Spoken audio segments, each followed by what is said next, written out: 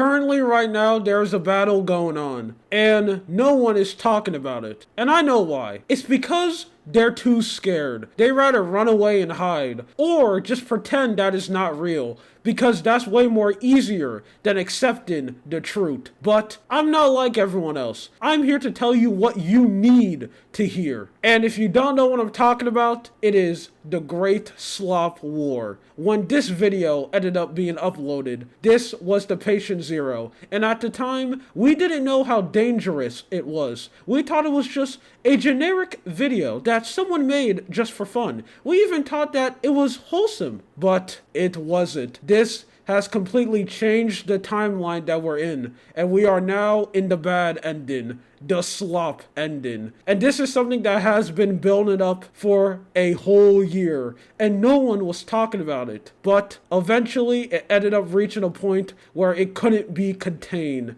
and now the slop is absolutely everywhere. The last time we ended up talking about this, it was a sad battle between two friends that ended up turning into enemies. Paracynical and Dolan Dark, two people who used to be the best buddies. They used to talk to each other. They even had a podcast. And now it is not like that anymore. They have become rivals because suddenly out of nowhere, Dolan Dark has decided to make Slop Live. The whole goal of this channel is to fight back in battle against Pyro Live, the person who ended up starting the whole Slop War, the person who is the leader of the Slop dimension. But Dolan Dark, he has been trying for days, and in my opinion, he has been doing an extremely good job because he has started a series, Slop Live, which, to be honest, is something that is so good, almost makes you angry. Like when you see something so perfect, so amazing,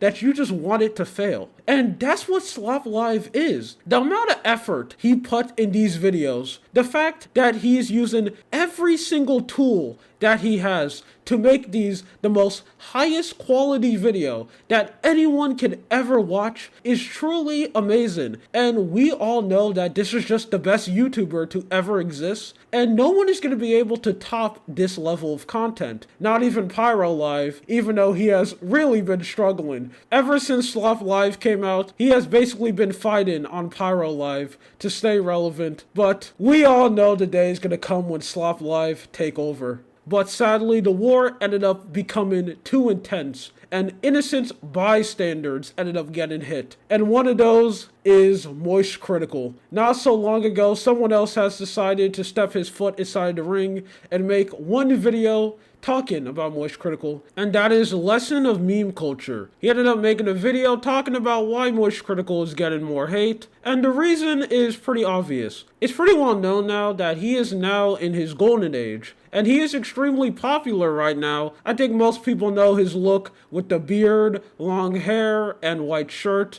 And obviously his videos get a lot of views. And he ended up reaching a point where he's becoming so popular, it's becoming really hard to avoid him. If you watch any type of that content, you are definitely going to get recommended one of his videos. And obviously people who don't like him and think his videos just aren't entertaining, like they think he's just super annoying, extremely boring, or think that he doesn't bring any value to the topics that he brings up, they're not going to like him. And again, because he is so unavoidable, of course people are just going to be pissed off, which is something that just 100% makes sense, because there are so much examples of stuff like that. I'm pretty sure we all have one type of content that we just try to avoid, but no matter how much you try to run away, you keep on seeing stuff. An easy good example and something that was a big problem, especially a couple months ago, was easily alpha male creators. Man, if you were a male and you were on the internet, you were forced down their stuff, even if you did not want to watch them at all. And it was something that I have to deal with. Like, I'll literally be on Twitter, and no matter how hard I try to just run away from them, say that I'm not interested in their content, one of them will always pop up in my timeline. Or if you dare to go on something like TikTok, you are definitely going to see one of their videos. And it's something that's just super annoying. And even though I don't want to see it at all, they just keep on showing up. And Moist Critical is kind of reaching that point. If you just watch any type of commentary channel, he's definitely going to pop up in your recommendations.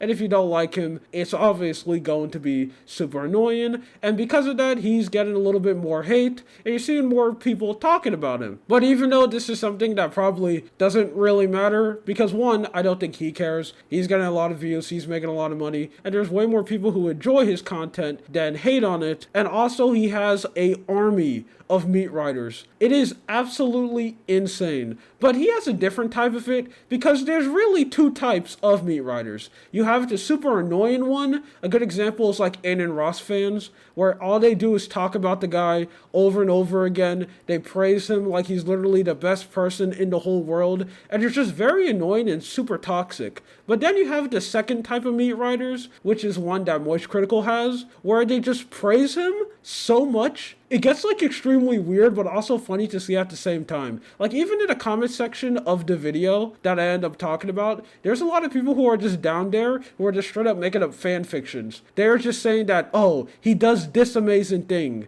And I don't know if they're joking, even though I know they're not. Like, they're literally just making stuff up, and they talk about like how absolutely amazing you are, and it's extremely funny to see. And that's also really funny because most type of people who are that type of meat rider, they are the first person to always talk about how terrible parasocial relationships are, and how you should never make one, and how they're completely different and they're not like the rest of the fans. Even though the split second you dare make fun of their amazing creator, they instantly just go feral and they become a white knight and start protecting every decision they make. A lot of extremely big creators have these type of people, and it's something that you can't really control, because no matter how much times you try to lessen parasocial relationships, someone is going to form one if you're pretty popular on the internet, and there's really nothing that you could do about it, but it's still just extremely funny to see. But this is just something that I just wanted to talk about, because it is an update on this whole slop battle that is currently going on. Obviously, Slop Live ended up making a video on it, and I'm so grateful that I'm able to hear the amazing information from him,